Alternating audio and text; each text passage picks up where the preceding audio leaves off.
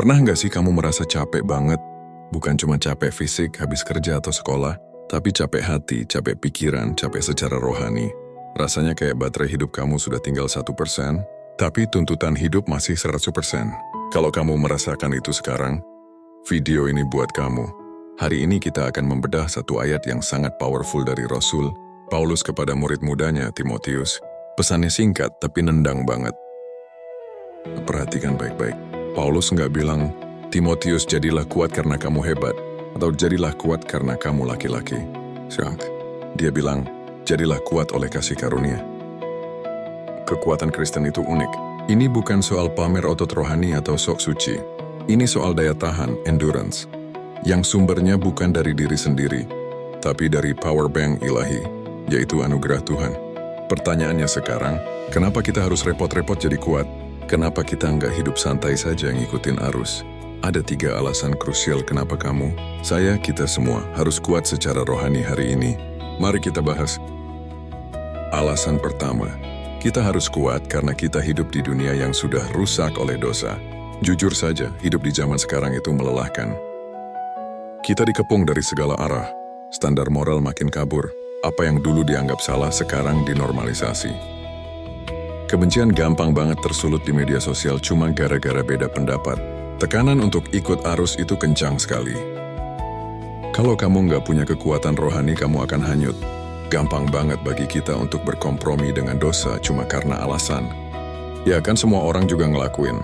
Kita butuh kekuatan kasih karunia itu supaya bisa tetap berdiri tegak.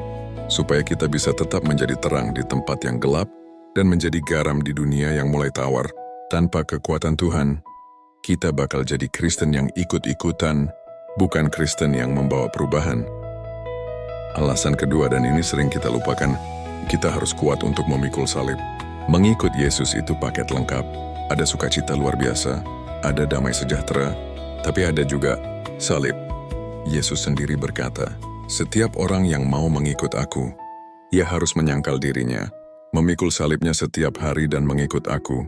Lukas 9 ayat 23. Memikul salib itu artinya siap menyangkal ego kita, siap melepaskan hak kita demi kehendak Tuhan.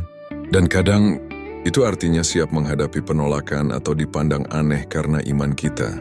Teman-teman, salib itu berat kalau dipikul pakai otot sendiri. Kamu bakal burn out. Kamu bakal nyerah di tengah jalan dan bilang, Tuhan ini terlalu berat, aku nggak sanggup. Kita butuh kekuatan kasih karunia-Nya, agar kita tidak menyerah saat tantangan iman datang. Ingat, tidak ada kemuliaan tanpa ketekunan memikul salib. Mungkin poin ketiga ini terdengar aneh buat kamu. Kenapa untuk menerima berkat saja kita harus kuat? Bukannya menerima berkat itu enak. Dengar baik-baik, banyak orang hancur bukan karena penderitaan, tapi karena mereka tidak kuat menahan beban kesuksesan. Berkat entah itu kekayaan, jabatan, popularitas, atau talenta yang luar biasa itu punya bobot. Kalau fondasi karakter kita nggak kuat, berkat itu malah bisa menghancurkan kita. Kita bisa jadi sombong, lupa daratan, dan merasa nggak butuh Tuhan lagi. Tuhan ingin memberkati kita, pasti. Tapi Dia juga ingin memastikan kita siap. Kita butuh kekuatan rohani agar karakter kita cukup kokoh untuk menopang berkat tersebut. Kekuatan kasih karunia menjaga kita tetap rendah hati saat sedang berada di atas, dan tetap bijaksana mengelola apa yang Tuhan titipkan. Jadi dari 2 Timotius 2 ayat 1 tadi, kita belajar bahwa menjadi kuat itu bukan pilihan tapi keharusan. Kita harus kuat untuk menghadapi dunia, untuk memikul salib, dan untuk mengelola berkat. Tapi ingat kuncinya, jadilah kuat oleh kasih karunia. Kekuatan kita sendiri itu kayak baterai HP, pasti ada habisnya.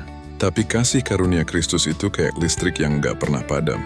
Hari ini kalau kamu merasa lemah, berhentilah berusaha kuat sendirian, datanglah ke sumbernya.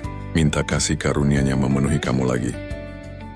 Saya mau dengar dari kalian, dari 3 poin tadi, menghadapi dunia, memikul salib, atau siap menerima berkat, mana yang menurutmu paling menantang saat ini? Tulis di kolom komentar di bawah ya, kita diskusi bareng. Kalau video ini memberkati kamu, jangan lupa klik tombol like dan subscribe, supaya kamu nggak ketinggalan renungan-renungan berikutnya yang menguatkan iman. Share juga video ini ke teman atau keluarga yang mungkin lagi butuh tambahan tenaga rohani. Terima kasih sudah menonton. Tetap kuat di dalam kasih karunia-Nya. Tuhan Yesus memberkati.